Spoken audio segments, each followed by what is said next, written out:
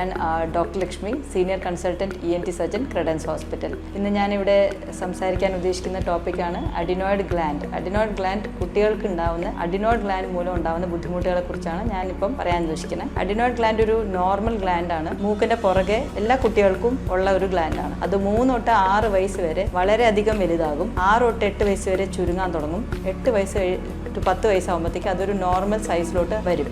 അപ്പോൾ ഈ 3 to 6 year old പിള്ളേർക്ക് അഡിനോയിഡ് കൊണ്ടുണ്ടാവുന്ന ബുദ്ധിമുട്ടുകളെ കുറിച്ചാണ് ഇന്ന് ഞാനിവിടെ പറയാൻ ഉദ്ദേശിക്കുന്നത്. അഡിനോയിഡ് ഗ്ലാൻഡ് വലുതാവുന്ന കുട്ടികൾക്ക് റിക്കറൻ്റ് ആയിട്ടുള്ള ജലദോഷം, ചെവി വേദന, വാ തുറന്നുറങ്ങുക, കൂർക്കം വലി, ഇത്രയും അവസ്ഥകളിൽ കൂടെ പോകേണ്ട അവസ്ഥ വരാറുണ്ട്. അത് എല്ലാ കുട്ടികൾക്കും ഒരുപോലെ വരാറുണ്ട്. ചുരുക്കം ചില പിള്ളേർക്ക് അത് കൂടുതലായിരിക്കും.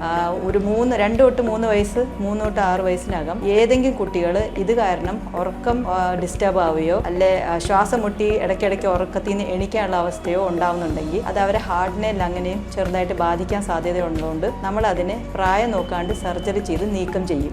ആ കണ്ടീഷനെ നമ്മൾ പറയുന്നത് ഒബ്സ്ട്രക്റ്റീവ് സ്ലീപ്പ് ആപ്നിയ എന്നാണ്. ഉറക്കം ശരിയാവുന്നില്ല, ഭക്ഷണം നല്ലപോലെ കഴിക്കുന്നില്ല, ഇടയ്ക്കിടയ്ക്ക് ആൻറ്റിബയോട്ടിക്സ് കൊടുത്തുകൊണ്ടിരിക്കുന്നു, സ്കൂളിൽ പോകാൻ പറ്റുന്നില്ല, ചെവി വേദന റിക്കറൻ്റ് ആയിട്ട് വരുന്നു, എന്നിട്ട് അതും മരുന്നുകളിൽ മാറുന്നില്ല. ഇങ്ങനത്തെ സിറ്റുവേഷൻസിലും നമുക്ക് അഡിനോയിഡ് ഗ്ലാൻഡ് പ്രായം നോക്കാതെ എടുത്തു കളയേണ്ട അവസ്ഥകൾ വരാറുണ്ട്.